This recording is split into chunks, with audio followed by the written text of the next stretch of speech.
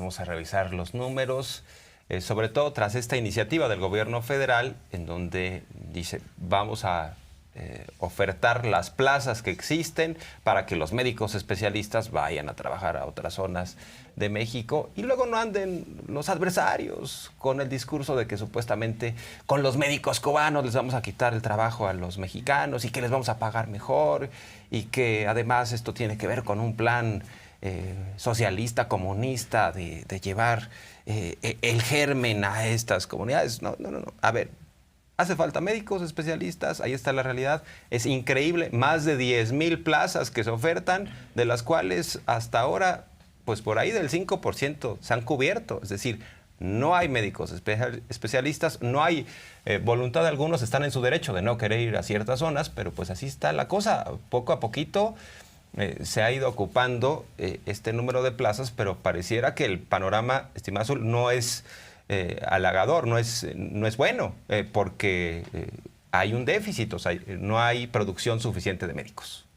Así es, y nos describe Zoé Robledo, el titular del IMSS, las necesidades por estado de médicos especialistas, ahí lo tenemos, y también nos describe el hecho de que, pues esto que mencionabas ya, la cifra de los 500 y tantos que se registraron frente a toda la cantidad de médicos que se necesitan. Y lo que pasa es que aquí hay que recordar, y hoy lo volvió a mencionar el presidente, hay una promesa que es que se tenga acceso a un sistema de salud. Si quieren ya podemos quitar el gráfico de ahí. Que se tenga un acceso universal a la salud, una salud que es considerada como un derecho humano, 24/7, dijo el presidente hoy, ¿no? En donde entonces tiene que haber infraestructura, tiene que haber especialistas, y esto es un proceso que se está dando, pues evidentemente, como una transición después de haber vivido un desmantelamiento absoluto por parte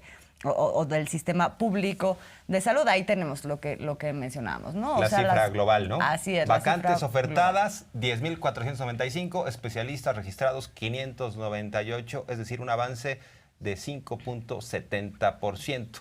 Pero uno se pregunta, si no se registraron ya los médicos mexicanos, si no hay interés, ¿por qué tendría que haberlo en 2 o 3 meses? Bueno, esperemos que otro 5% hubiera por ahí, que finalmente se animara, pero al final del día hay un problema estructural y es lo que hemos entendido con esta disposición del gobierno mexicano de poner la oferta abierta, transparente. Hay un sitio de internet y nos vamos enterando cómo se va dando el proceso.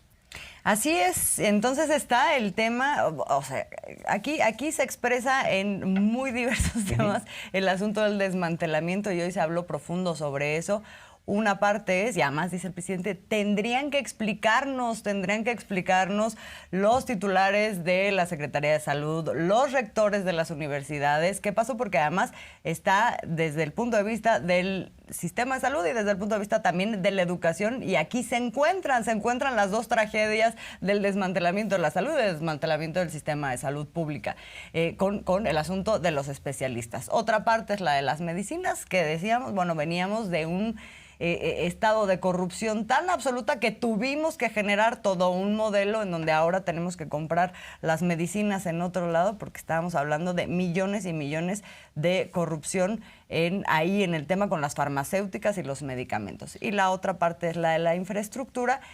¿Por qué se habló tanto hoy del tema? Porque le hicieron una pregunta al presidente y al subsecretario Hugo López-Gatell de qué pasa con estos consultorios adyacentes, estos consultorios en donde uno llega, puedes pagar o no puedes o no pagas la consulta, pero te dan ahí como un servicio muy rápido, inmediato, express, que le resuelve a la gente y se va uno con su receta, porque pues no hay sistema de salud que pueda atender la demanda de servicios muy, muy básicos, ¿no? Y al mismo tiempo la crítica a estos consultorios, podremos calificarlos algunos de milagro de estas farmacias, es que realmente esos doctores son agentes de ventas, no son realmente personal calificado para que puedan establecer qué es lo que tiene, cuál es el diagnóstico del paciente, sino tienen una meta incluso de cuántos medicamentos tienen ellos que poner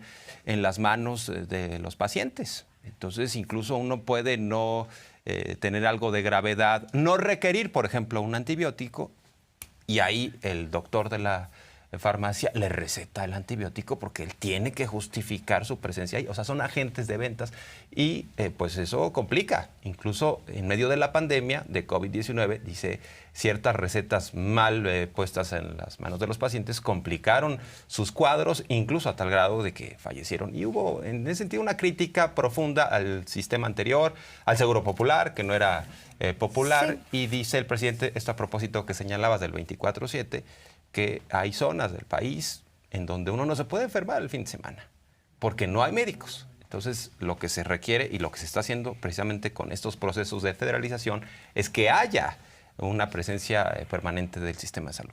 Sí, y a propósito de estos, o sea, de estos consultorios, se hace una explicación muy claritita de por qué se generaron ahora, proliferaron en todos lados, en todo el país, al lado de los hospitales, y tienen, decía, este propósito que es pues como un servicio que se subrogó. ¿Cómo llegamos a esto? Habla hoy el subsecretario López-Gatell de todo lo que fue ese proceso y de dónde surgió, que fundamentalmente surgió a partir justamente de este modelo con el presidente Miguel de la Madrid, en donde su secretario de Salud dijo hay que, no él, además eso también hay que entenderlo, se da en el marco de un nuevo paradigma global que tiene que ver con identificar que el sector salud es un gran negocio. Vamos a ver.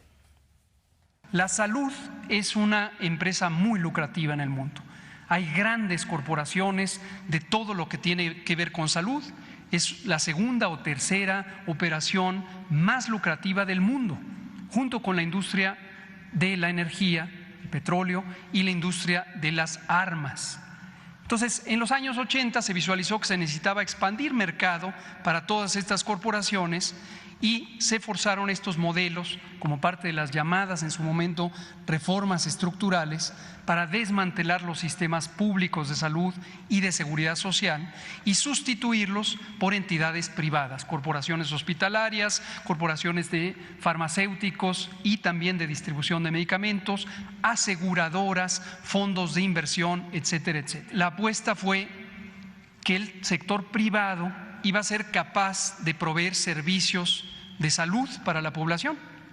Pero al sector privado, en el caso mexicano es clarísimo, incluso más dramático aún que en los otros países, no le interesó invertir en la salud de la población. Lo que le interesó es ocupar estos nichos de oportunidad financiera, de dinero, para hacer negocios oportunistas con algunos servicios accesorios, servicios de laboratorio, servicios de consultas externas, y empezó todo este modelo de subrogación de servicios, es decir, el sector público, en vez de dar los servicios y tener al personal, tener las instalaciones, tener los insumos y el equipamiento, subcontrataba.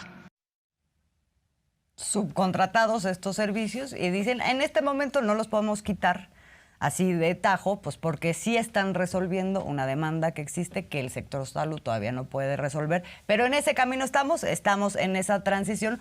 Por cierto, la otra parte de la que hablaron y retoma el presidente es pues el tema de los hospitales. No, de hecho creo que se lo preguntaron específicamente en cuanto a infraestructura y dicen, no, bueno, si en todas las áreas del gobierno nos encontramos obras inconclusas, promesas que no se cumplieron, en el sector salud, en el tema de los hospitales, ahí fue donde más nos encontramos. Tenemos ahí los datos, mira, Jorge Armando, de los hospitales inconclusos que se encontraron cuando empezó este gobierno.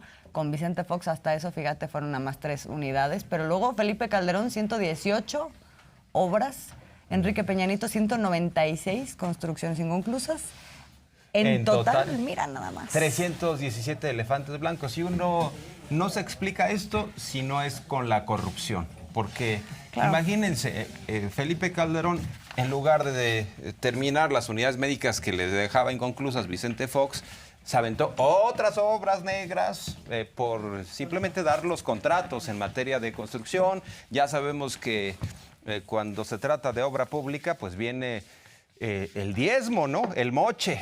Y en el caso de Peña Nieto, pues también dejó 196 inconclusas. En total, 317 elefantes blancos desde el sexenio de Vicente Fox. Es decir, esto no se explica sin la corrupción de por medio. Muchos de los cuales, por cierto, ya se han venido rehabilitando, otros de plano no se pudo, pero muchos sí, y lo que nos dice el presidente esta mañana es: vamos a llamar al titular del INSABI a que nos venga a dar todo el informe de cómo vamos a ir.